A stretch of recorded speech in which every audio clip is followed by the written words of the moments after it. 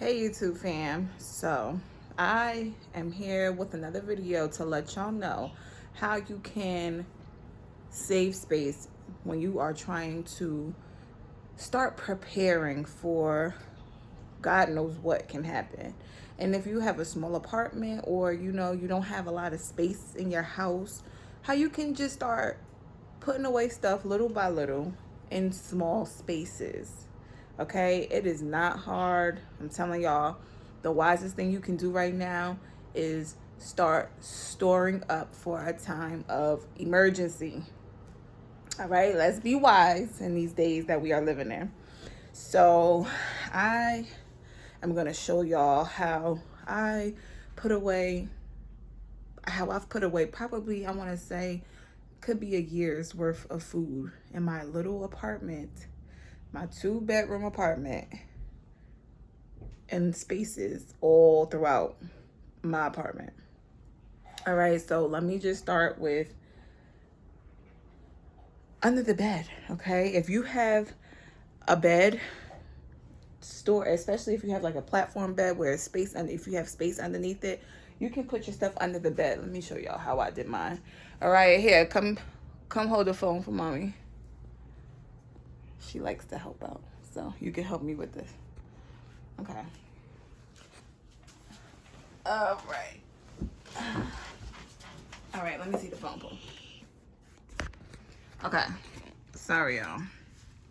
So do y'all see all of this space under the bed? I mean, I have everything from, these are my canning jars. I used to have them stacked up, but because you're not supposed to stack your canning jars, your pressure canning jars, I put them under the bed like this. And all the way to the back, I have stuff back there all the way, coming up. So under your bed is a good place to store. That is one of the places. And then y'all, your closet. Okay, I took half of my stuff that I had in the closet. I got one side for my clothes, and then the other side I have my food supply. Okay, take some stuff out, and that's my go bag. I know you need to have your go bag.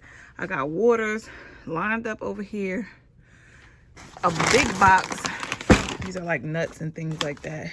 Big box of nuts, vacuum sealed, like cereal, things like that. No more vacuum sealed jars. And then these 5-gallon buckets of like rice, oats, flour, things like that. Put it in your closet. Now some closet spaces might not, be this wide. This is not a huge closet, but it's a little space there. Now, if you don't have too much space in your closet like this, you still can get rid of some stuff, y'all, and make the space. Here, in my closet here, I have also made this a pantry. Half stuff what I need,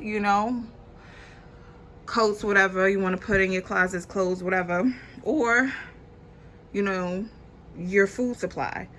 I have more food supply in my closet.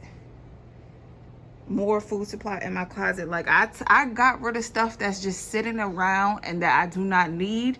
In case of an emergency, I will have what I need. Like if there's ever an emergency, I don't need to have a bunch of old bikes or old whatever sitting around from years and years that I'm not doing nothing with. I would rather have food to feed myself and my family in case of an emergency, especially water and shelf-stable food. So I got rid of a lot of stuff and made the space for preparation for storage. Okay, so that's another place where I keep another closet space. Now here in my daughter's room, I have more water because the water store space was like another, like, where am I gonna put all this water at? So I store water in the closets, got rid of stuff, put cases of water. I also got rid of a lot of stuff and put in the shelves, on the shelves. Like that's water in those old containers for, you know, if you need to wash, you know, you got to have your drinking water, and then you have to have water in case we ever have a time when we can't wash because the power is out or there's no water supply for whatever reason, a grid down situation. You know, you got to, I have more water than that. I just keep them spread out. But yeah, more stuff on these shelves. Okay, so in these boxes I have different vacuum sealed foods that I, you know, stored away in Mylar bags and vacuum sealed bags. I have a video on how to store food for long-term use, so you know, stuff you might like that you might want to store. Down here on the beds, I'm washing clothes right now, so stuff is not together in these rooms. But yeah, I have more water down here under her bed. And then like in these 5-gallon, I have 5-gallon bags under her little couch in her room. I have like 5-gallon Mylar bags full of like flour, sugar, things like that, that we might start not seeing supplies of because of shortage issues and because of crazy inflation. So I started doing these things long ago, but not long ago, but you know, like a year and a half ago. So I started doing these things because in my spirit, I knew something was about to happen. The Lord was preparing most of us who was listening, a lot of us, all of us really who was listening, to be like Joseph. Store when there's plenty, because there's going to be a time of famine. Just like the Bible says, we're going to go through times of famine, crazy weather, like, you know, the earth is going to have its birth pains, and famine is included in that. So storing up is just the wisest thing that you can do right now. I know a lot of people are like, oh, these doomsday preppers and all that. It's not about doomsday prepping. It's just better to be safe than sorry. You know what I'm saying? Like, you want to not have to worry, God forbid, something does happen, whether there's a natural disaster or wars or, you know, anything. You'd rather be safe than sorry. So just start doing little by little what you can and make the space. Make the space, okay? Even here, like all over here where I have like it could be like a bar area. I keep my tables here, but I keep more storage stuff down here, like bins with food supply in there. Like I try to keep as much water as I can, but I just make the space. You know what I'm saying? I make the space.